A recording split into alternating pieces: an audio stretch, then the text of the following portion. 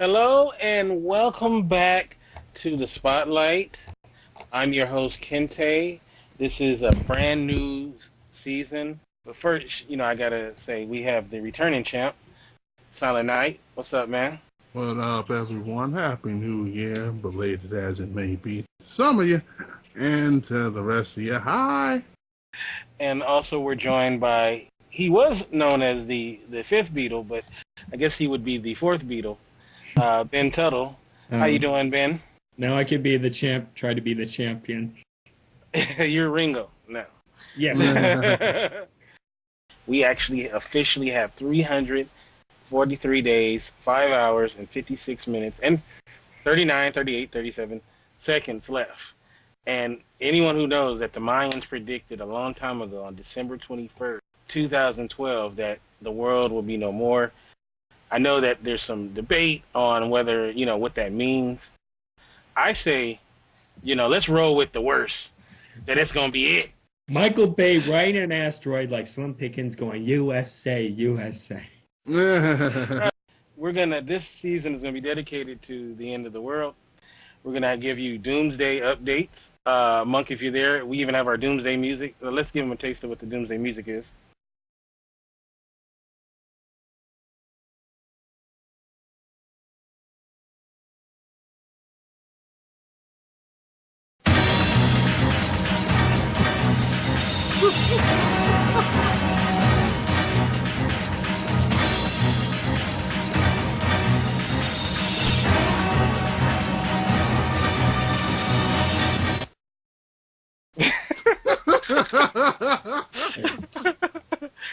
Every week, we're going to bring to you signs of the apocalypse, right?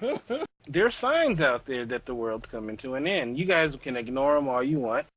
I'm a sports fan, so the fact that the Clippers have a good team this year, that's fucking scary.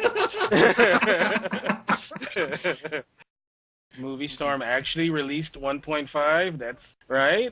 There's some signs out there that it's the end of the world. I wanted to make sure that we bring to you this season the ins and outs of, the last days of Earth. Just as a personal note, my birthday is December 20th. So I was so glad that the Mayans actually allowed my birthday to happen one more time. So the next day, it's all over. It's all over. Hopefully they didn't get the math wrong and they forgot to carry a 1 somewhere and it happens on July 15th or some shit. Is it going to be a rolling doomsday? Like, it starts in Australia, and then it gets to the UK. It's like, will we be able to see the doomsday coming, if we look, east? Or if we just fall out like we got unplugged from the Matrix. Fucking scary. There's been some movies, disaster movies and Armageddon-themed movies, and we wanted to give our list of our favorites, right? PK, we'll start with you. Armageddon would be number 5 for me. I'd have to put that just at 5 for the fact that there was some sappy moments, of course, but I just feel comfortable with it there next to the other ones coming. ID4, Independence Day, that'd be number 4 for me. I really enjoyed that one. Number 3, Towering Inferno. Number 2, 28 Days Later. Oh, man, I'm torn between 2 of them for number 1. One of them would be Zombieland. Brought a new type of humor to it that kind of reminded me of like a Savage Steve Holland style. The other one that I'm a little torn with was the Dawn of the Dead remake. Like it was very unique how things were done with that, especially just how they brought a little sense of humor to the whole thing. It was almost like they were kind of making fun of the fact of this happening, considering. But those are my favorites. Okay, Ben, what are some of your favorite Armageddon/disaster movies? Oh, The Road. The Road is one of the more bleak and depressing films. So it's basically about the end of humanity. I'll just say it. I do like Volcano. Oh, because it's destroying L.A. Forget you. Yeah, let me say something here. What's with Roland Emmerich and destroying the city of L.A.?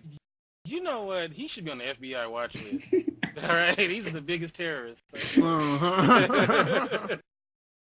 And of course, the movie that's just so terrible in writing is sort of my favorite comic. One of my little, I've seen like 30 minutes of it, and it's one of those intentionally, non-intentional funny films.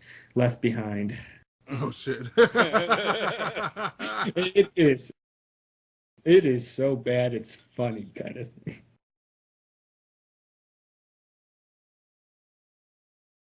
Okay, here's my list. Okay, I gotta put Armageddon on the bottom just because I don't, everyone who knows me knows I'm a big critic of Michael Bay, but I have to admit his early movies were good scripts.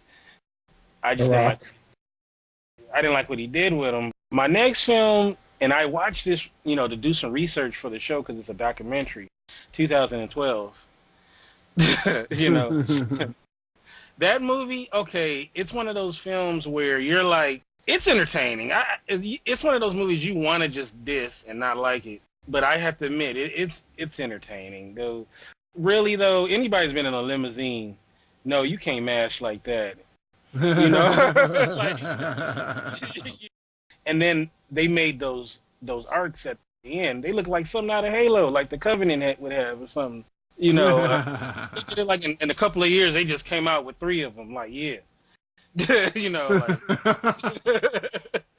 28 days later, this could have been higher on the list. That movie is just really cool. Danny Boyle, he's a great filmmaker. I Am Legend, it's a great story. It's been remade like several times. And then my favorite Armageddon movie is The Rapture. I don't know if y'all know this film. That it stars Mimi Rogers and David Duchovny. Well, I would love to say. Well, at the end, I'm gonna just say it. If you haven't seen it already, oh well.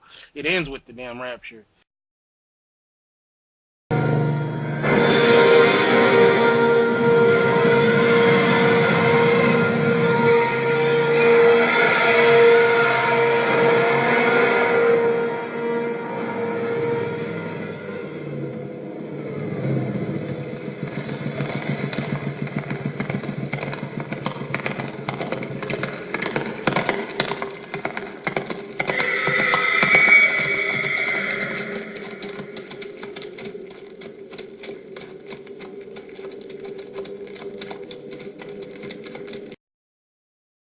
All of these films, pretty much that we spoke on, are pretty good films, and it'll get you in the Doomsday Armageddon mode. That's my thing. When anything happens, I want to see a movie that kind of correlates with it.